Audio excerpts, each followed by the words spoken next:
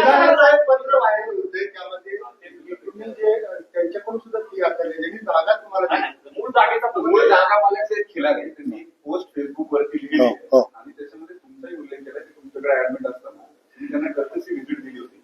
त्यांचं बिल तर तुम्ही 3.5 लाख रुपये घेतलं. 3.5 लाख नाही, तुमच्या बिल सगळं चुकीचं गोष्ट, रुपये सुद्धा त्या बिलामध्ये सगळं चुकीचं. कुठल्या पद्धतीत झाला करारात काय म्हटलं होतं त्याच्याबद्दल सांगा. जागा त्यांनी शासनाला दिली आणि शासनाने आम्हाला दिली. जागेचा करार आमचा त्यांच्याशी झालेला नाही. डिपॉझिट पॉलिसी बंद केलेली आहे आणि हे तुम्ही जे म्हणताय ते चुकीचं आहे. चुकीचं एवढं मी सांगतो मॅडम. डोक्यामध्ये हा विचार आला म्हणजे याचा अर्थ की तुमच्याकडे डिपॉझिट पॉलिसी जी आहे ती अस्तित्वात होती. कधी कधी डिपॉझिट पॉलिसी बंद केली.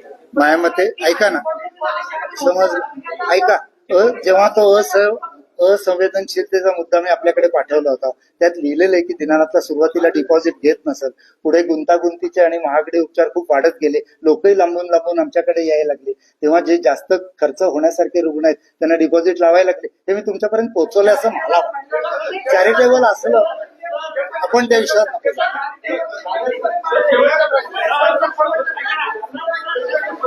शेवटचा नाहीच आहे कारण आता 150 लोक, शेवटचे 150 प्रश्न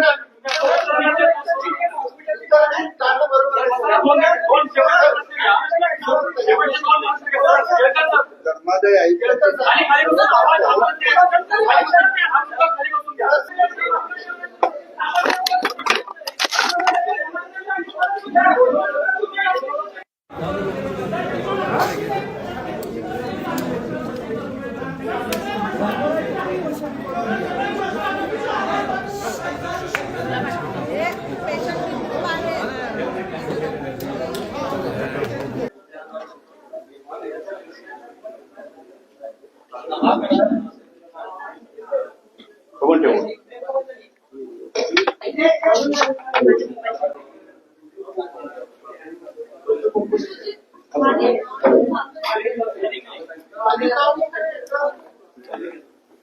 ठेवून